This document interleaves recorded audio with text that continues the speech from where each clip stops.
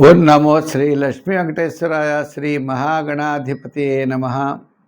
జ్ఞానానందమయం దేవం నిర్మల స్ఫటికాకృతిం ఆధారం సర్వవిద్యానాం హయగ్రీవం ఉపాస్మయే. ప్రేక్షకులకు నమస్కారాలు తెలియజేస్తూ ఈ వారం రాశి ఫలాలు తెలుసుకుందాం. మరి ఏప్రిల్ 26వ తారీఖు నుంచి మే 2వ తేదీ వరకు ఉన్నటువంటి గ్రహాల యొక్క పరిస్థితులను అనుసరించి రాశి ఫలాలు తెలుసుకుందాం.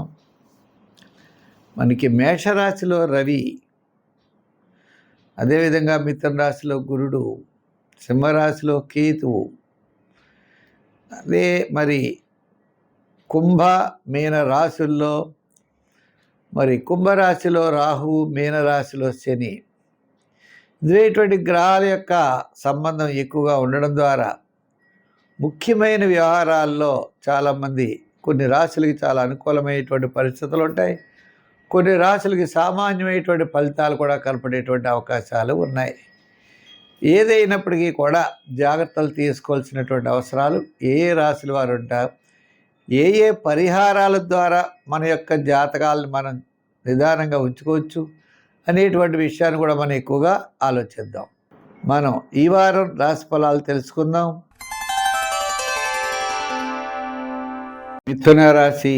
ఈ మిథున రాశి వారికి ఈ వారం మనం ఆలోచిస్తే రవి యొక్క గ్రహభావం అనుకూలంగా ఉండడం ద్వారా ఆత్మస్థైర్యం పెరుగుతుంది. ప్రతి పని యందు ఉత్సాహం, మంచి ఆలోచనలు, నూతనమైన ప్రయత్నాల్లో అనుకూలత లభిస్తుంది. శుక్రగ్రహానుకూలత వలన వేళకి భోజనము, విందులు, వినోదాల్లో పాల్గొనడం, మంచి ఆలోచనలతో ముందుకు పెడతారు. వార ప్రారంభం కార్యజయం, ధనలాభం, వారం మధ్యలో వివాదాలు, వారాంతం పనుల్లో ఆలస్యం ఉండే అవకాశాలు ఉన్నాయి. కుటుంబార్థిక సంతానపరమైన వ్యవహారాలు మిశ్రమైనటువంటి ఫలితాలు కనపడుతున్నాయి. ఉద్యోగపరమైన సమస్యలు తగ్గుతాయి.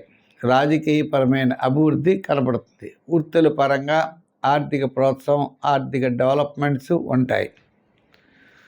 నూతనమైన ప్రయత్నాల్లో ముందుకు వెళ్ళేటువంటి పరిస్థితి కూడా కనపడుతుంది. ఈ రాశి వారికి, విద్యార్థులకి మంచి అవకాశాలు లభిస్తాయి. రాజకీయ నాయకులకి అవకాశాల కోసం ప్రయత్నిస్తారు, సామాన్యంగా ఉన్నది. వృత్తుల పరంగా చూస్తే వార ప్రారంభంలో మంచి వృత్తులు, ఆర్థిక ప్రోత్సాహం, ఆర్థికపరమైన డెవలప్మెంట్స్ ఉన్నాయి. వ్యాపార పరంగా చూస్తే ఫైన్ ఆర్ట్స్, జనరల్, కిరాణా, మెడికల్, లోహ, యంత్ర, వాహన వారికి వార ప్రారంభం చాలా అనుకూలంగా ఉన్నది. వారాంతం కూడా పర్వాలేదు, కానీ వార ప్రారంభం కూడా బాగున్నది.